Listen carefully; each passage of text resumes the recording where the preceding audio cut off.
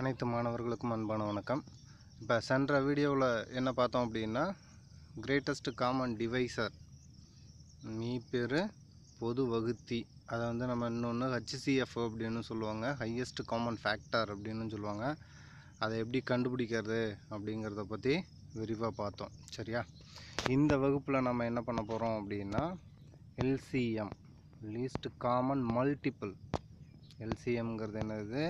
Least common multiple. முன்னே நம்ம வந்து ஜிசிடிக்கு வந்து என்ன பண்ணோம், எக்ஸாம்பிளுக்கு ஒரு நம்பர் கொடுத்து அந்த நம்பர்லேருந்து காமன் ஃபேக்டர் எல்லாத்தையும் எடுத்து அதில் எது பெருசோ அதை மட்டும் எடுத்துக்கிட்டோம்.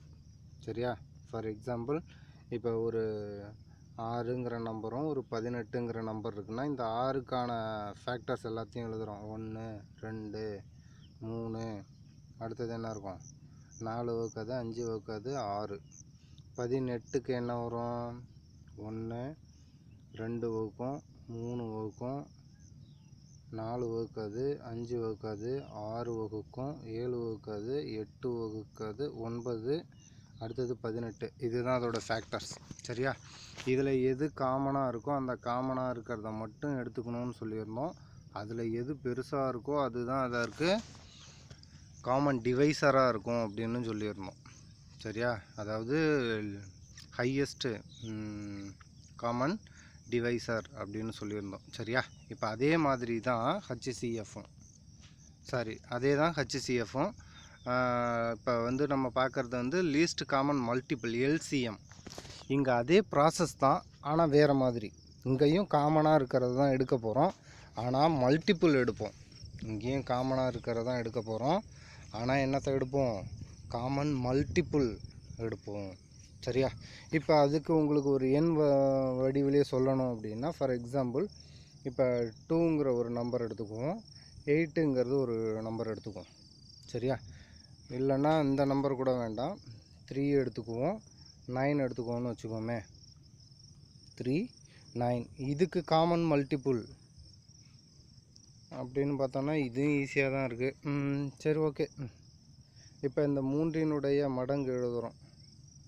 3னுடைய மடங்கு எழுதுனா என்ன கிடைக்கும், 3 9, அப்புறம் 12, அடுத்தது 15, இந்த மாதிரி போய்கிட்டே இருக்கும். 9உடைய மடங்கு எழுதுகிறோம், 9, அடுத்து 18, அடுத்தது 27, இந்த மாதிரி போய்கிட்டே இருக்கும்.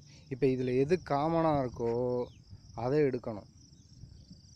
அப்போ இது காமனாக இருக்கும். ஓகேவா? இப்போ இந்த 9ங்கிறது காமனாக இருக்குது. இந்த 9 மட்டும்தான் காமனாக இருக்குமா சார்னு கேட்டால் இது கிடையாது. இப்போ இங்கே 27 இருக்கா, இந்த 3ன் மடங்குலேயும் 27 வரும். ஏன்னா 9 × 3 27ன்னு வரும். ஸோ 9th பிளேஸில் வந்து இந்த 27 இருக்கும். அப்போ இந்த 27 தானே உங்களுக்கு காமனாக இருக்குது, அதையும் எடுக்கல அப்படின்னு பார்த்தீங்கன்னா, இதில் ஒரு வார்த்தையை கவனிங்க, லீஸ்ட் காமன் ஃபேக்டர். அதாவது least common multiple, least common multiple. அப்போ அந்த மல்டிபிள் அப்படிங்கும்பொழுது லீஸ்ட்டுன்ற வார்த்தை வருது. அப்போ மிக குறைந்த, அதை விட மிகச்சிறிய காமன் மல்டிபிள் அதில் இருக்கக்கூடாது அப்படின்னு அர்த்தம். அப்போ இந்த 9 அப்படிங்கிறது தான் மிகச்சிறிய காமன் மல்டிபிள். ஓகேவா? அதை தான் இங்கே சொல்லியிருக்காங்க. லீஸ்ட் காமன் மல்டிபிள் அப்படின்னா என்னன்னா, அந்த least common multiple of 2 or more algebraic expression is the expression of highest degree, such that the expressions exactly divide it. இப்போ இந்த காமன் மல்டிபிள் எடுக்கிறோம் இல்லையா, அந்த மல்டிபிளை கொடுக்குற அந்த நம்பர் வந்து மீதி இல்லாமல் வகுக்கும். 2 எண்களுமே வகுக்கும். 2 or more எத்தனை கொடுத்துருக்காங்களோ அத்தனை நம்பரும் அந்த மல்டிபிளை மீதி இல்லாமல் வகுக்கும். சரியா? அதுக்கு உங்களுக்கு ஒரு இது கொடுத்துருக்காங்க பாருங்கள், ஒரு கணக்கு எக்ஸாம்பிளுக்கு ஒரு எக்ஸ்பிரஷன் கொடுத்துருக்காங்க. இங்கே என்ன இருக்குது, a³ b³ a² b³ அப்படின்னு கொடுத்துருக்காங்க. சரியா? இப்போ இதுக்கு வந்து நீங்கள் என்ன பண்ணணும் அப்படின்னா, இதுக்கு ஆஸ் யூஷுவல் காமன் ஃபேக்டர் கண்டுபிடிப்போம். இதுக்கு என்ன பண்ணுவோம், காமன் ஃபேக்டர் கண்டுபிடிப்போம். இதில் நான் என்ன சொல்கிறேன் அப்படின்னா, இப்போ ஒரு ஏன்றதை எடுத்துக்கிறோம்னு வச்சுக்கோங்க. இப்போ இதில் 2 வேரியபிள்ஸ் இருக்குது, a and b. இப்போ இப்போ இது ரெண்டுலேயும் எது ஹையஸ்ட்டு டிகிரி அப்படின்னு பாருங்கள். இங்கே 3 இருக்குது, இங்கே 2 இருக்குது. ஹையஸ்ட் எது? இந்த 3. அப்போ a³ இப்போ b இருக்குது. bக்கு காமன் ஃபேக்டர் எது? அந்த இதுக்கு கண்டுபிடிக்கணும் அப்படின்னா, மல்டிபிள் கண்டுபிடிக்கணும்னா ஹையஸ்ட் டிகிரி எதுன்னு பாருங்கள், இது. அப்போ b³. அப்போ LCM = a³ b³. சொல்கிறது புரியுதா? ஏவில் அதிகபட்ச அடுக்கு என்ன இருக்குதுன்னு பார்க்கணும். அதே மாதிரி பியில் அதிகபட்ச அடுக்கு என்ன இருக்குது அப்படின்னு பார்க்கணும். அது ரெண்டையும் பெருக்கி எழுதணும் அப்படின்னா அதுதான் அதனுடைய காமன் மல்டிபிள். நல்லா ஞாபகத்தில் வச்சுக்கோங்க, இது எல்லாமே மல்டிபிளில் இருக்கணும். இப்போ ஒருவேளை a³ ப்ளஸ் b³ இருந்ததுன்னா இதுக்கு மல்டிபிள் கண்டுபிடிக்கணுன்னா இதை நீங்கள் ஃபேக்டராக உடைக்கணும். இதை என்ன பண்ணணும், மேக்ஸிமம் இது ஃபேக்டராக இதை உடைக்க முடியாது. அவங்களுக்கு கணக்கு அவங்க வந்து ஃபேக்டராக உடைக்கிற மாதிரி தான் கொடுப்பாங்க. ஓகேவா? அங்கே இருக்கிற இது எல்லாமே வந்து மல்டிப்பிளில் இருக்கிற மாதிரியே இருக்கணும். சரியா? அப்படி மல்டிப்பிளில் இல்லை சார், என்ன பண்ணுறது? அப்படியே கொடுத்துருக்கிற ரெண்டையும் பெருக்கி போட்டுக்க வேண்டியதுதான். சரியா? சரி, இப்போ கணக்கு பார்த்தீங்க அப்படின்னா உங்களுக்கு நல்லா புரியும். அதனால் எக்ஸாம்பிள் பாருங்கள். Example 3.12 find the LCM of the following அப்படின்னு கொடுத்துருக்காங்க. 1வது கணக்கு என்ன இருக்குன்னு பாருங்கள். 8x⁻, அதுக்கு முன்னாடி நம்ம அதோடைய படிநிலைகள் பார்க்கவே இல்லை. To find LCM by factorization method. LCM வந்து ஃபேக்டரைசேஷன் மெத்தடில் எப்படி கண்டுபிடிக்கிறது அப்படிங்கிறது. ஃபஸ்ட்டு என்ன பண்ணணும்னா, each expression is first resolved into its factors. என்ன கணக்கு கொடுத்துருந்தாலும் சரி, ஃபஸ்ட்டு என்ன பண்ணணும் அப்படின்னா அதோட ஃபேக்டர்ஸாக அதை உடைக்க முடியுமா அப்படின்னு பார்க்கணும். முடிஞ்சால் ஃபேக்டர்ஸாக பிரிக்கணும், அப்படி இல்லைன்னா அப்படியே வச்சுக்கலாம். சரியா? ஃபஸ்ட்டு வந்து அதை ஃபேக்டர்ஸாக பிரிக்கணும். ஏதாச்சும் காமனாக வெளியே எடுக்க முடியுமா, நம்பர்ஸை வெளியே எடுக்க முடியுமா, சரியா, இல்லை வேரியபிள்ஸை தனியாக வெளியே எடுக்க முடியுமா, அந்த மாதிரியே அதைய ஃபேக்டராக உடைக்கணும். ரெண்டாவது, இந்த highest power of the factor will be the LCM. அந்த உடைச்ச இதில் ஹையஸ்ட்டு பவர் என்ன இருக்கோ அதை எடுத்துக்கணும். இப்போ 2 நம்பரில் காமனாக இருக்குது அப்படின்னா அதில் ஹையஸ்ட்டு பவர் என்ன இருக்கோ அதை எடுத்துக்கணும். சரியா? அடுத்தது, if the expression have numerical coefficients find their LCM. நமக்கு இந்த நம்பரை வெளியே எடுக்கிற மாதிரி வரும் சில சமயம். இதுக்கு முந்தைய எடுத்துக்காட்டுக்குள்ளே கூட நம்ம வந்து அதுலேருந்து நம்பரை வெளியே எடுத்து வச்சுருந்தோம் இல்லையா? அந்த 2 நம்பருக்கும் நம்ம HCF கண்டுபிடிச்சிருப்போம், அதாவது GCD கண்டுபிடிச்சிருப்போம். அதே மாதிரி இங்கேயும் நம்பர் வெளியே எடுக்கிற மாதிரி வந்துச்சு அப்படின்னா அதுக்கு LCM கண்டுபிடிக்கணும். ஓகேவா? அடுத்தது, the product of the LCM of factors and coefficients is the record LCM. அந்த ஃபேக்டர்ஸ் நம்ம எடுக்கிறோம் இல்லையா, அந்த ஹையஸ்ட் பவர் இருக்கிற ஃபேக்டர்ஸையும் அந்த அந்த நம்பர் கண்டுபிடிச்சிருப்போம் இல்லையா, அதனுடைய இது எல்லாத்தையும் பெருக்கணும் அப்படின்னா அதுதான் வந்துட்டு நமக்கு தேவையான LCM. ஹையஸ்ட்டு காமனாக இருந்துச்சுன்னா ஹையஸ்ட் எடுத்துக்கணும், மீதி எழுதாதது எல்லாத்தையுமே எடுத்து எழுதிக்கணும். காமன் மல்டிபிளில் அதான் ஒன்று. ஓகேவா? நம்ம யூஸ்வலாக கண்டுபிடிக்கிறதுல காமன் மல்டிபிள் கண்டுபிடிக்கும் போது எல்லாத்தையும் தான் பெருக்குவோம். ஃபார் எக்ஸாம்பிள், இப்போ வந்து நம்ம 3, 6, 9 கூட வேண்டாம், ஒரு 8 வச்சுக்குவோமே. இப்படி இருக்குன்னு வச்சுக்கோங்க. இதுக்கு காமன் மல்டிபிள் கண்டுபிடிக்கணும்னா என்ன பண்ணுவோம், 3ஆல் வகுப்போம். இது 1, இது 2, இதை வகுக்க முடியாது, அப்படியே வச்சுக்குவோம். இதை வந்து 2ஆல் வகுக்கலாம். இது 1, 1, இது என்ன வந்துடும், 4, 2, 8. இப்போ இது எல்லாத்தையும் பெருக்குவோம். அப்போ என்ன வரும், 8, 8 3 சார் 24. இது எல்லாத்தையும் பெருக்கும், அதாவது 3 × 2 × 1 × 1 × 4. இது எல்லாத்தையும் பெருக்கணும்னா தான் நமக்கு அந்த காமன் மல்டிபிள் கிடைக்கும். 3 × 2 வந்து 6, 6 × 4 24. இப்போ பார்த்தீங்க அப்படின்னா இந்த 24 இந்த 3யும் வகுக்கும், இந்த 6ம் வகுக்கும், இந்த 8ம் வகுக்கும். இதை தான் வந்து காமன் மல்டிபிள் அப்படின்னு சொல்லுவோம். அதாவது லீஸ்ட் காமன். இதை விட பெரிய நம்பரும் இந்த 24 மடங்கு எல்லாமே இதை வகுக்கும். ஓகேவா? 24 48 இப்போ வகுக்கும். 48 இந்த 3 6 8 இது எல்லாத்தையுமே என்ன பண்ணும், அது காமனாக வகுக்கும். ஆனால் நமக்கு லீஸ்ட்டு அப்படின்னு ஒரு வார்த்தை கொடுத்துருக்காங்க. அதனால் நாம் இந்த 24 மட்டும் எடுத்துக்கிறோம். ஓகேவா? அப்போ இதில் என்ன பண்ணுவோம், இது எல்லாத்தையும் எடுக்கிறோம். அதே மாதிரி ஒரு அல்ஜிப்ரிக் எக்ஸ்பிரஷன் கொடுத்துருக்காங்க அப்படின்னா அந்த ஃபேக்டரில் இருக்கிறத எல்லா ஃபேக்டரையும் எடுத்துக்கணும். அந்த ஃபேக்டரு சில சமயம் காமனாக இருந்துச்சு அப்படின்னா அந்த காமனாக இருக்கிறதுல எது ஹையஸ்ட்டு ஆர்டர் இருக்கோ, ஹையஸ்ட்டு டிகிரி இருக்கோ அதை நாம் எடுத்துக்கணும். ஓகேவா? இப்போ நீங்கள் கணக்கு போட்டிங்க அப்படின்னா அது உங்களுக்கு நல்லா புரியும். அதை பாருங்கள். இப்போ ஃபஸ்ட்டு சம் என்ன இருக்குது உங்களுக்கு? இப்போ first some 8x power 4 8x power 4 y square 48x square y power 4. ஓகேவா? நான் ஏற்கனவே என்ன சொல்லியிருந்தேன், நம்பருக்கு இருந்துச்சு அப்படின்னா இது வந்து காமனாக இதை வெளியே எடுக்கிற மாதிரி இல்லை, ஒவ்வொரு தனித்தனி எக்ஸ்ப்ரெஷன்ஸ் கூட தான் இருக்குது. ஸோ அதனால் இது நீங்கள் வெளியே எடுக்க முடியாது. அந்த நம்பருக்கு மட்டும் ஃபஸ்ட்டு எல்சிஎம் கண்டுபிடிங்க. நம்பருக்கு மட்டும் என்ன பண்ணணும், ஃபஸ்ட்டு எல்சிஎம் கண்டுபிடிக்கணும். சரியா? நம்பருக்கு மட்டும் கண்டுபிடிக்கணும் அப்படின்னா நீங்கள் அந்த மெத்தடும் யூஸ் பண்ணலாம், இல்லை உங்களுக்கு தெரிஞ்ச எந்த மெத்தடு வேணாலும் யூஸ் பண்ணிக்கலாம். இப்போ 8ன்ற நம்பருக்கும் 48ங்கிற நம்பருக்கும் எல்சிஎம் கண்டுபிடிக்கணும். இப்போ இது 8ஆலேயே டிவைட் பண்ணலாமா? 8ஆல் டிவைட் பண்ணால் என்ன கிடைக்கும் நமக்கு? 1 6. ஓகேவா? 1 6. அவங்க என்ன சொல்லுவாங்க அப்படின்னா அதை வந்து ஃபேக்டர்ஸாக தான் உடைக்கணும் அப்படிம்பாங்க. அதனால் மேக்ஸிமம் ஃபஸ்ட்டு 2 அடுத்து 2 அடுத்து 2 அந்த மாதிரி தான் போகும். ஓகேவா? அந்த மாதிரி எழுதுறதுனாலும் எழுதிக்கலாம்.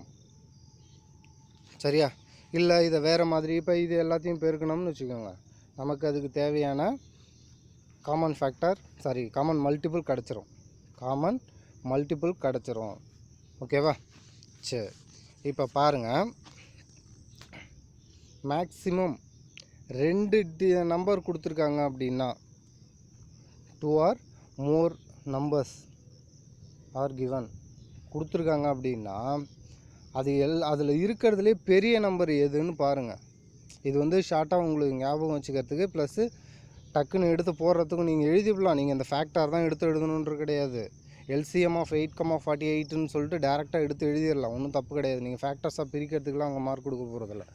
அது எல்சிஎம் கண்டுபிடிச்சிங்கன்னா அதுக்கு மார்க், அவ்வளோதான். ஓகேவா? இப்போ 2 நம்பர் இருக்குது, 8,48. இதை ஃபஸ்ட்டு எடுத்து எழுதிக்கிட்டு பெரிய நம்பரை இந்த சின்ன நம்பர் மீதி இல்லாத வகுக்குதான்னு பாருங்கள். பெரிய நம்பரை இந்த சின்ன நம்பர் மீதி இல்லாமல் வகுக்குதா அப்படின்னு பாருங்கள். ஓகேவா? அப்படி பார்க்கும் பொழுது மீதி இல்லாமல் வகுத்துச்சுன்னா அந்த பெரிய நம்பர் தான் லீஸ்ட் காமன் மல்டிபிள். அந்த பெரிய நம்பர் தான் என்னது? Least common multiple. ஓகேவா? புரியுதா இது? அது சரி. ஃபார் எக்ஸாம்பிள் 2 4 8 இப்படி 3 நம்பர் இருக்குன்னு வச்சுக்கோ. இதில் எது பெரிய நம்பரு? 8. இந்த 8ஐ மற்ற இந்த 2 நம்பரும் மீதி இல்லாமல் வகுக்குதான்னு பாருங்கள். வகுக்கும். அப்படி வகுத்துச்சுன்னா அந்த 8 தான் அதனுடைய லீஸ்ட் காமன் மல்டிபிள். ஓகேவா? புரியுதா இது? அது ஒரு வகுக்க முடியாத பட்சத்தில் நீங்கள் அந்த நீள் வகுத்தல் முறை அப்படின்னு சொல்லுவோம், லாங் டிவிஷன் மெத்தடில் நீங்கள் போட்டு போயிட்டே இருக்கலாம். ஓகேவா? எல்சிஎம் கண்டுபிடிக்கிறதெல்லாம் லோயஸ்ட்டு கிளாஸில் பார்த்துருப்போம், இதுலேயும் நான் சொல்லியிருக்கேன். அதனால் அதை கொஞ்சம் சரியாக பார்த்துக்கோங்க.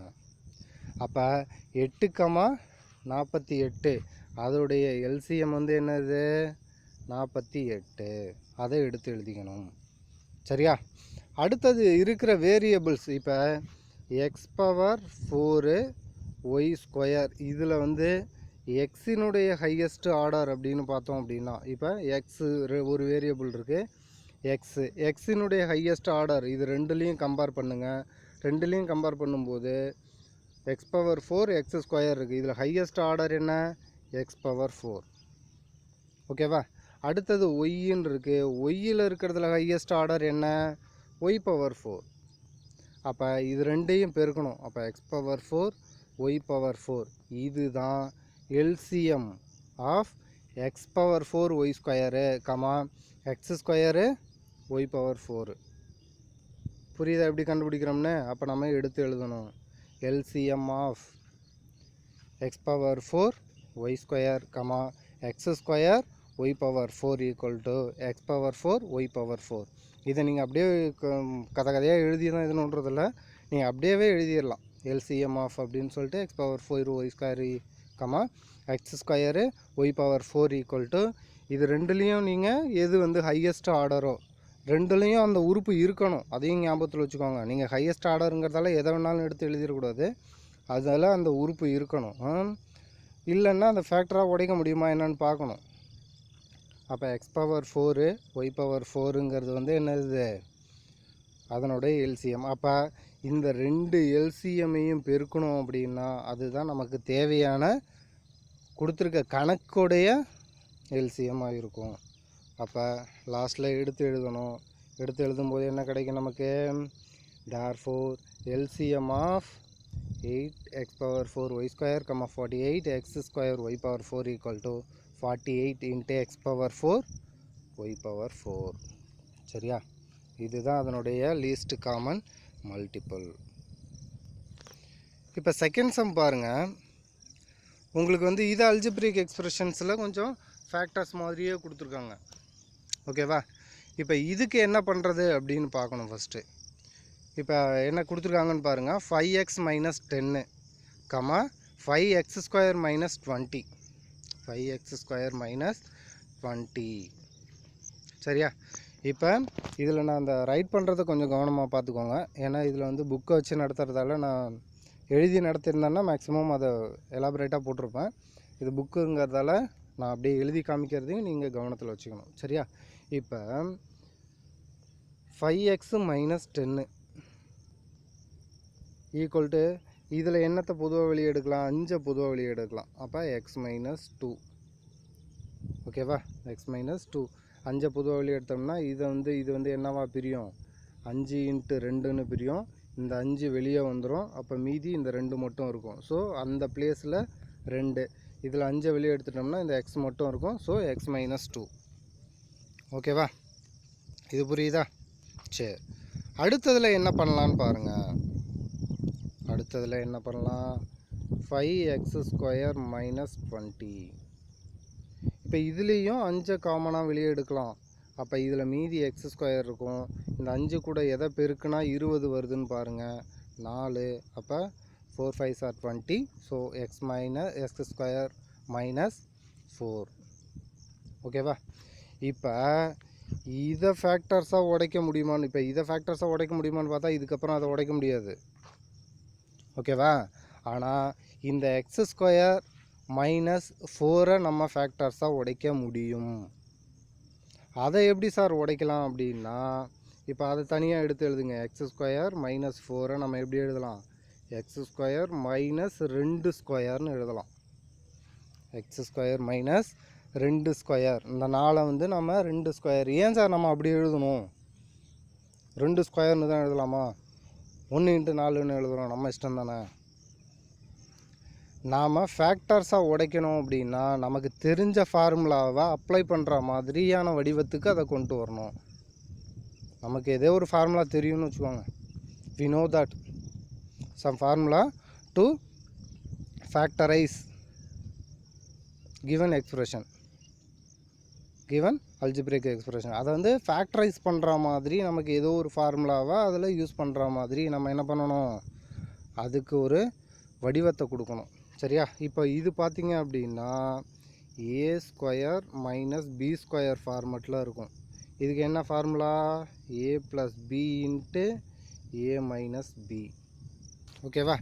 அப்போ இதை நம்ம எப்படி எழுதலாம்? இந்த ஃபார்முலாவை இதில் பயன்படுத்தணும் அப்படின்னா ஏ இருக்கிற இடத்துல எக்ஸ் இருக்குது, பி இருக்கிற இடத்துல 2 இருக்குது. அப்போ இதை வந்து x plus 2 into X minus 2. இதுக்கு மேலே இதை உடைக்க முடியுமானா இதுக்கு மேலே இதை உடைக்க முடியாது. ஸோ இதுக்கு முன்னாடி 5 ஒன்று இருக்குது. அப்போ இந்த 5ஐயும் சேர்த்து எழுதணும் அப்படின்னா நமக்கு என்ன கிடைக்கும்? 5 × x + 2 × x - 2 கிடைக்கும். ஓகேவா? இப்போ இதில் என்ன பண்ணணும் அப்படின்னா ரெண்டுலேயும் காமனாக இருக்கிறத எல்லாத்தையும் எடுத்து எழுதுங்க. x - 2 காமனாக இருக்குது, x - 2 காமனாக இருக்குது, எழுதியாச்சு. காமனாக எழுதுனது இல்லாமல் சரி ஒருவேளை காமனாக இருக்குது சார், அதில் ஹையஸ்ட் ஆர்டர் 2 இருந்துச்சுன்னா நீங்கள் அந்த ஹையஸ்ட் ஆர்டர் தான் எடுக்கணும். இங்கே எல்லாமே சேம் ஆர்டர், எல்லாத்தையும் வந்து அந்த மல்டிப்பிளில் இருக்கக்கூடிய ஃபேக்டர்ஸுக்கு வந்து ஆர்டர் வந்து ஒன்றா இருக்குது. ஸோ அதனால் உங்களுக்கு பிரச்சனை கிடையாது. காமனாக இருக்கிறத டைரெக்டாக எடுத்து எழுதிக்க வேண்டியதான். அது மட்டும் இல்லாமல் இந்த நம்பரும் வந்து உங்களுக்கு சேமாக இருக்குது, அதனால் மல்டிப்பிள் வந்து அதே தான். அப்போ 5 × x - 2 காமனாக இருக்கிறத எழுதிட்டோம். அப்போ மீதி என்ன இருக்கோ காமனாக இல்லாமல் மீதி ரெண்டுலேயும் என்ன இருக்கோ ரெண்டில் இருக்கிறதையும் எழுதணும். இதில் எந்த உறுப்பும் இல்லை. இதில் மீதி வந்து என்ன இருக்குது?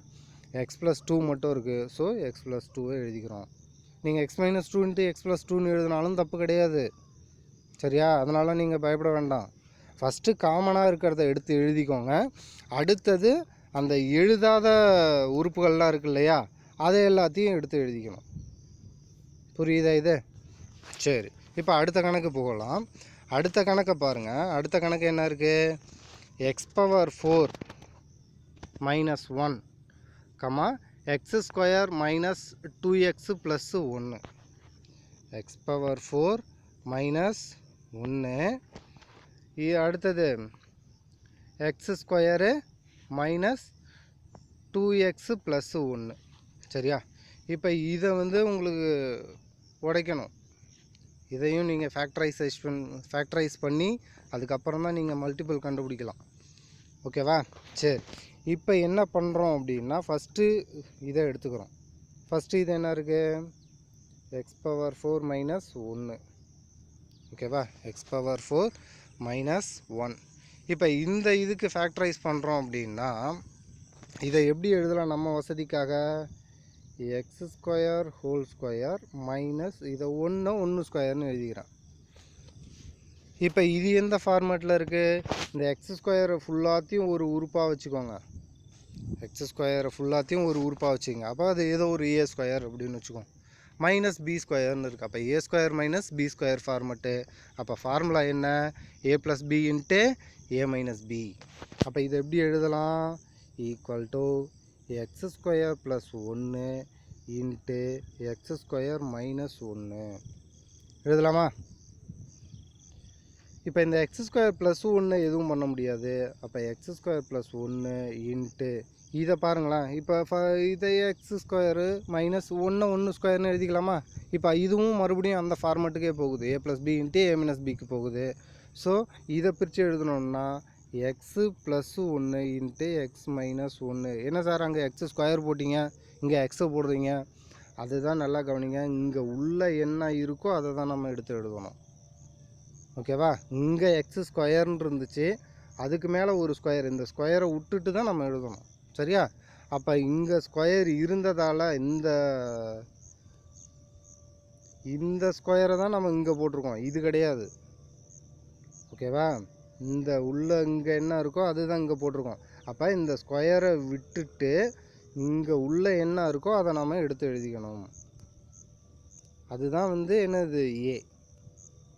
ஓகேவா? இது புரியுதா?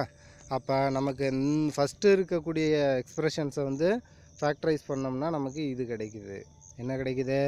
x² + 1 × x + 1 × x - 1. ஓகேவா? அதை தான் இங்கே எழுதியிருக்காங்க. சரியா? எப்படி வருதுன்னு தெரியுதா? சரி, அடுத்தது x² - 2x + 1. x² - 2x + 1. சரி, இது நம்ம எப்படி பண்ணுவோம் அப்படின்னா ஏற்கனவே நமக்கு தெரிஞ்சது தான்.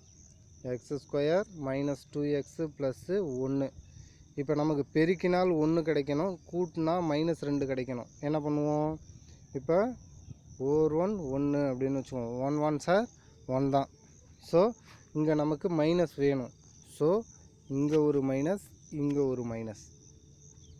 மைனஸ் இன்டு மைனஸ் ப்ளஸ் ஆகிவிடும். 1 × 1 1 கூட்டினோம்னா -2 கிடைக்கும். அப்போ நமக்கு என்ன கிடைக்குது? இதை அப்படியே சீக்கிரம் எழுதணும் அப்படின்னா கீழே இங்கே என்ன இருக்கோ அதை ஸ்கொயர் எடுத்துவிட்டு போட்டுங்க. இங்கே ஒரு எக்ஸு, இங்கே ஒரு எக்ஸு. இதை நம்ம எடுத்து எழுதணுன்னா கீழே இருக்கிறது எக்ஸு, மேலே என்ன இருக்கோ அது -1 இன்ட்டு கீழே என்ன இருக்கோ அது எக்ஸு -1. அப்போ இது எப்படி எழுதலாம்? x - 1 whole square. புரியுதா எப்படி போடுறோம் அப்படின்னு? அப்படியும் போட்டுக்கலாம். இல்லைனா a - b ஹோல் ஸ்கொயர் ஃபார்மேட்டில் அது இருக்குதுன்னு சொல்லிவிட்டும் நம்ம அதை எடுத்து எழுதிக்கலாம். எந்த தப்பும் கிடையாது.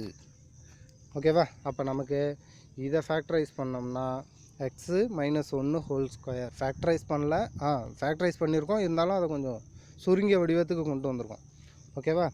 சரி, இப்போ இது ரெண்டுத்துக்கும் காமனாக என்னென்ன இருக்குதுன்னு பாருங்கள். இது ரெண்டுத்துக்கும் காமனாக x - 1 இருக்குது, x - 1 இருக்குது. சரிங்க சார், இதில் காமனாக இருக்குது, ஆனால் ஸ்கொயரு அங்கே ஒரு படி தானே இருக்குது, இங்கே 2 படி இருக்குது. அப்போ நம்ம எதை எடுத்துக்கணும்? Highest order. அப்போ ஹையஸ்ட்டுங்கிறது போது ஸ்கொயரில் இருக்குது, அப்போ இதுதான் பெருசு, அப்போ இதை எடுத்துக்கணும். அப்போ அதை ஃபஸ்ட்டு எடுத்து எழுதிக்கணும். அப்போ என்னது? x - 1 whole square.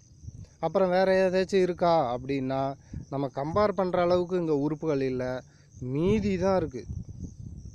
மீதி என்ன இருக்குது? மீதி இந்த 2 உறுப்பும் எக்ஸஸாக இருக்குது, அதை அப்படியே எடுத்து எழுதிக்க வேண்டியதுதான். அப்போ எழுதுனா என்ன கிடைக்கும் நமக்கு? x² + 1 into x + 1. அப்போ இந்த மொத்தமும் தான் அதனுடைய லீஸ்ட்டு காமன் மல்டிபிள். இது மொத்தமும் தான் அதனுடைய லீஸ்ட்டு காமன் மல்டிபிள். ஓகேவா? புரியுதா? எப்படி எடுத்து எழுதணும்?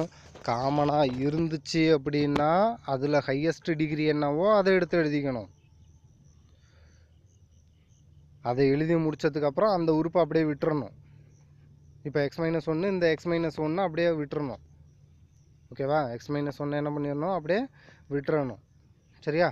அடுத்து மீதி இருக்கிறதுக்கு காமனாக இருக்கான்னு பாருங்கள். இல்லையா, ரெண்டுத்துலேயுமே, இதுலேயும் சரி இதுலேயும் சரி, மீதி என்னென்ன இருக்கோ எல்லாத்தையும் எடுத்து பெருக்கல் எழுதிக்கும். Multiplication of all factors. அந்த ஃபேக்டர்ஸ் எல்லாத்தையும் அப்படியே மல்டிப்ளை பண்ணி எழுதிருங்க. அதுதான் நமக்கு தேவையான எல்சிஎம். சரியா? அடுத்தது 4th சம் என்ன இருக்குன்னு பாருங்கள். அடுத்து 4th சம் என்ன இருக்குன்னு பாருங்கள். இதுவும் உங்களுக்கு ஒரு எளிமையான கணக்கு தான், ஒன்றும் பெரிய கஷ்டமானது கிடையாது. இது ஃபார்முலா மட்டும் கொஞ்சம் நம்ம ஞாபகத்தில் வச்சுக்கணும். 9th ஸ்டாண்டர்டில் அல்ஜிப்ராவில் படித்த ஃபார்முலா ஞாபகத்தில் இருந்துச்சு அப்படின்னாலே போதும். இப்போ கொடுத்துருக்கிற எக்ஸ்பிரஷன்ஸில் ஃபஸ்ட்டு நம்ம எடுத்து எழுதுகிறோம். என்னது?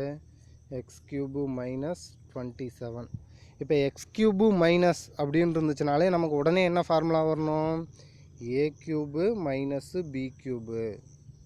a³ - b³ formula. சரி, இந்த ஃபார்முலாவை இதுக்கு அப்ளை பண்ணுற மாதிரி அதோட ஸ்ட்ரக்சரை மாற்ற முடியுமான்னு முதல்ல பார்க்கணும். அடுத்தது சரி, இப்போ x³ இருக்குது, இந்த 27 3³ எழுதலாமான்னு பாருங்கள். இது எனக்கு கண்டுபிடிக்க தெரில சார். ஒன்றும் பிரச்சனை இல்லை. 3ஆல் டிவைட் பண்ண, 2ஆல் டிவைட் பண்ண முடியாது. 3ஆல் டிவைட் பண்ண 9 3 27. மறுபடியும் இங்கே என்ன பண்ணணியோ அதால் தான் அடுத்தது பண்ணணும். அது மாதிரி வந்துச்சுன்னா அந்த நம்பர் ரைட்டு, இல்லைன்னா அடுத்த நம்பருக்கு போயிடணும். ஓகேவா? அப்போ 3 3s are 9. ஸோ 3 இருக்குது. அப்போ 3 அடுக்கு 3ன்னு எழுதிக்கலாம். அப்போ x³ - 27 நம்ம எப்படி எழுதலாம்? x³ - 3³ x³ - 3³. ஓகேவா? இப்போ இதுக்கு நமக்கு ஃபார்முலா தெரியணும். தெரிந்தால் மட்டும்தான் இதை நம்ம போட முடியும். சரியா? அப்போ a³ - b³ என்ன formula? Equal to a - b into a² + ab + b². ஓகேவா? இந்த ஃபார்முலா நமக்கு தெரிஞ்சிருக்கணும். இந்த ஃபார்முலா தெரிஞ்சால் மட்டும்தான் நம்மளால் இந்த சம்மை போட முடியும். ஸோ நமக்கு 9th ஸ்டாண்டர்டில் இருக்கக்கூடிய அந்த அல்ஜிப்ரிக் எக்ஸ்பிரஷன்ஸ்லாம் அந்த ஃபார்முலாஸ் எல்லாமே நமக்கு ரொம்ப முக்கியம். இந்த ஃபார்முலா இருந்தால் தான் நம்ம சரியாக போட முடியும். சரியா? சரி, அப்போ இதை எப்படி எழுதலாம்? x³ - 3³ வந்துட்டு X minus 3 into X square plus 3x plus 9. இப்போ எக்ஸ் இருக்குன்னா எக்ஸ் மைனஸ் இது வந்து ஏ, இது பின்னா இது ஏ மைனஸ் பி எழுதிட்டோம். அடுத்தது ஏ ஸ்கொயர், அப்போ எக்ஸ் ஸ்கொயர். அப்புறம் ஏ இன்ட்டு பி, அப்போ இது ரெண்டையும் பெருக்கணும். அப்போ 3 இன்ட்டு எக்ஸு, அப்புறம் 3 ஸ்கொயரு 9. ஓகேவா? இப்போ எக்ஸ் மைனஸ் 3யை நம்ம எதுவும் பண்ண முடியாது. எக்ஸ் மைனஸ் 3யை நம்ம எதுவும் பண்ண முடியாது. சரி, அடுத்தது X square plus 3x plus 9, இதை நம்ம ஃபேக்டரைஸ் பண்ண முடியுமா? இப்போ முன்னே மாதிரி ட்ரை பண்ணி பாருங்கள். 9 3 9 கூட்டினா என்ன வருது? கூட்டினா 6 வருது. கூட்டினோம்னா நமக்கு என்ன கிடைக்குது? 6 கிடைக்குது. அப்போ நம்ம இந்த 3 கிடைக்கிற மாதிரி எந்த நம்பரையும் கண்டுபிடிக்க முடியாதால அதை அப்படியே விட்டுருங்க. ஃபேக்டரைஸ் பண்ண முடிஞ்சால் மட்டும்தான் பண்ணணும். ஃபேக்டரைஸ் பண்ண முடியலன்னா அப்படியே விட்டுறலாம், தப்பு கிடையாது. ஓகேவா? சரி, இப்போ அடுத்தது எக்ஸ் மைனஸ் 3 ஹோல் ஸ்கொயர்.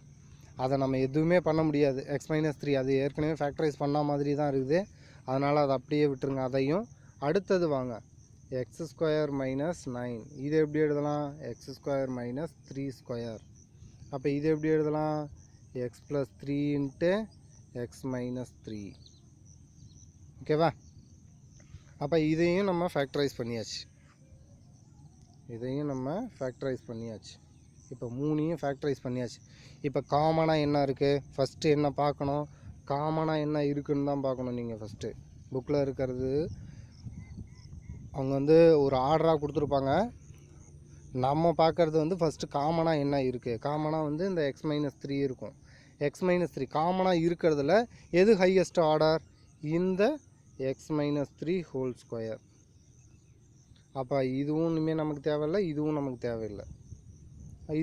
தேவையில்லை, எழுதியாச்சு. மீதி இருக்கிறதுல காமனாக எதாச்சும் இருக்கான்னு பார்த்தோம்னா இல்லை. அப்போ என்ன பண்ணிக்கணும்? இருக்கிறத எல்லாத்தையும் அப்படியே எடுத்து எழுதிக்க வேண்டியதான். அப்போ X square plus 3x plus 9 into x plus 3. புரியுதா சொல்கிறது? இதில் ஏதாச்சும் சந்தேகம் இருக்கா? இதே மாதிரி எல்லாத்தையும் ட்ரை பண்ணி பாருங்கள். சரியா? அந்த திங்கிங் கார்னர் அப்படின்னு ஒன்று இருக்குது பாருங்கள், அதெல்லாம் ரொம்ப ஈஸியாக தான் இருக்கும். அது வந்து அந்த நீள்வகுத்தல் முறையில் நம்ம போடுவோம். அதை ஃபேக்டரைஸ் பண்ணோம்னாலே நமக்கு ஈஸியாக கிடைக்கும். சரியா? இப்போ இந்த வகுப்பில் வந்து நம்ம எல்சிஎம் பற்றி கற்றுக்கிட்டோம். எல்சிஎம்னா என்னன்னு சொல்லியிருந்தேன், லீஸ்ட் காமன் மல்டிபிள். அதை எப்படி கண்டுபிடிக்கணும்? கொடுத்துருக்கிற எக்ஸ்ப்ரெஷன்ஸில் ஹையஸ்ட் ஆர்டர் எல்லாத்துலேயும் காமனாக இருந்துச்சுன்னா அதில் ஹையஸ்ட் ஆர்டர் எடுக்கணும். அப்புறம் மீதி காமனாக இல்லைன்னா அதை எல்லாத்தையும் எடுத்து எழுதிக்கணும். சரியா? அதுதான் வந்து நம்ம லீஸ்ட் காமன் மல்டிபிள் அப்படின்னு சொல்லுவோம். இந்த லீஸ்ட் காமன் மல்டிபிளுக்கும் அந்த ஜிசிடிக்கும் ஒரு தொடர்பு இருக்குது. அந்த தொடர்பை பற்றி நாம் அடுத்த வகுப்பில் விரிவாக பேசுவோம். சரியா? இந்த வீடியோவில் உங்களுக்கு ஏதேனும் சந்தேகம் இருந்துச்சுன்னா, இல்லை ஏதாச்சும் சம்ஸ் வந்து புரியலை அப்படின்னா தயங்காமல் என்கிட்ட கேளுங்க. நான் கண்டிப்பாக எக்ஸ்ப்ளனேஷன் கொடுக்குறேன். அனைவரும் சரியான முறையில் பயிற்சி செய்யுங்கள். பயிற்சியே உங்களது கணித கற்றலின் அளவை வந்து அதிகப்படுத்தும். நீ ட்ரை பண்ணாமல் இருந்த அப்படின்னா உன்னால் கணக்கு கற்றுக்க முடியாது. அதனால் ட்ரை பண்ணிக்கிட்டே இருங்க. சரியா? தப்பானாலும் பரவாயில்ல, முயற்சி திருவினையாக்கும். அனைவருக்கும் வாழ்த்துக்கள். நன்றி.